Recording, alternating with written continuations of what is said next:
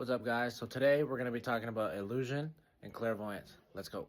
Everywhere we look, we find illusion. The still material world is an illusion created by our minds. We may see a wall as solid and stagnant, but in actuality, there's a universe of moving, or rather vibrating waves within that wall that we perceive as solid. All we can see of the matter is the state it's in during the period we spend perceiving it, when actually the waves that make up the particles and the atoms that make up the molecules that make up the matter we perceive are in a constant state of motion, and were around a very long time before we perceived it, and will be around a very long time after. In this way, time is an illusion as well. The entirety of our reality is created by our mind. Death is also an illusion. When our soul leaves the body, the matter that makes up our body goes on to serve other purposes. I want to address the overcomplication of energetic imbalance in relation to the illusion of separateness. I've found that the compartmentalization of so-called mental illness to be unhelpful when it comes to healing sufferers and ailments. Even the term mental illness is misleading because the mental illnesses or energetic imbalances are not solely issues of the mind, in that they have little to do with the mind and more to do with a mismanaged relationship between the body and the mind. All these issues can be simplified when understood correctly. I've wrote it before, and I've wrote it again. I've said it before, and I've said it again. All these mental illnesses can be cured when the bodily energy system is balanced. These issues are not separate from the body. The body is one whole system. The idea that these things are separate is an illusion. That is why holistic medicine is so powerful. When we compartmentalize these different illnesses, we are falling victim to illusion. We have to be careful when giving labels to things, because when we name them, we negate them as well. In the modern age, people have lost interest in religion, spirit, or anything outside of the material or physical realm. In the past, people were more connected to the spirit because they were in closer contact with the natural world.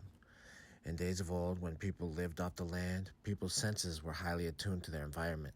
Their intuition, their feelings, and sensations played a large role in their daily life and their family life. Living in nature allows a person to perceive the energy that permeates all things through observation and interaction. A mind that is open and still can recognize the patterns in nature and similarities between things that are seemingly separate. People then were naturally inclined to not only understand, but feel and visualize the nexus between the microcosm and the macrocosm, unveiling the divine nature of reality. Through our increasing infatuation with power and riches, we became more focused on physical matter and manipulating it to our benefit, subsequently perverting our souls and separating us from the spiritual connection in favor of a more material lifestyle. Since the rise of the Luciferian intellect, our capacity for mental visualization has been weakened, but not gone completely. The clairvoyant faculty can be developed through meditations and other spiritual practices that increases spiritual awareness and faith. When speaking about insight and enlightenment, I cannot neglect mentioning the third eye center. The third eye deals with insight and is blocked by lies, especially the ones we tell ourselves. Meditate on the lies that obscure your vision. One must use caution when accessing this energy because it is a very powerful one. A chakra center is not something that is either locked or unlocked.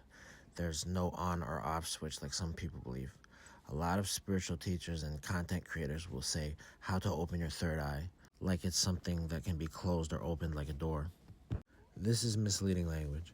In reality, the chakra centers constantly have energy flowing in and out to varying degrees. They are not something to be opened, but rather something to be unblocked or unclogged.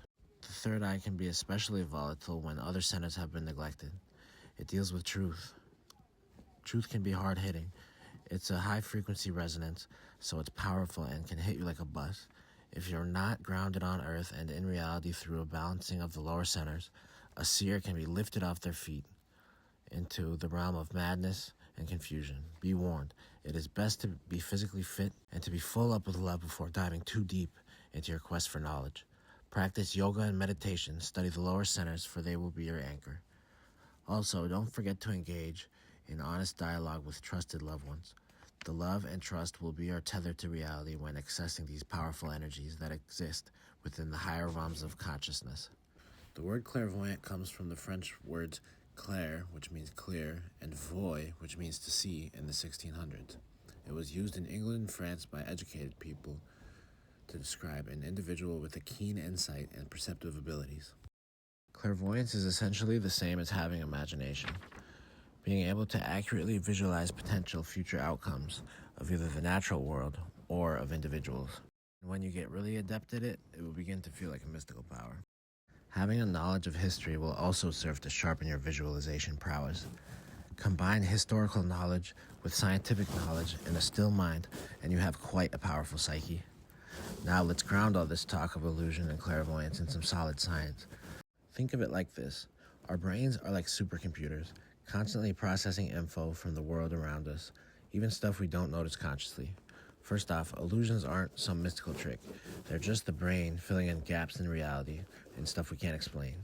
For example, optical illusions, like those pictures where lines look bent but aren't, happen because our eyes and brain use shortcuts to make sense of what we see. Perceptual constancy. It's how we survive, how our minds predict and interpret reality based on patterns we've learned. So basically, learn more patterns and you'll be able to predict and interpret reality more accurately. The view of the word clairvoyance has changed a lot over time. Basically, what clairvoyance is it's imagination and intuition. Science backs this terms with literatures that talk about predictive processing and things like that, but it helps the brain to be able to predict these sort of things using personal experience, data, and history.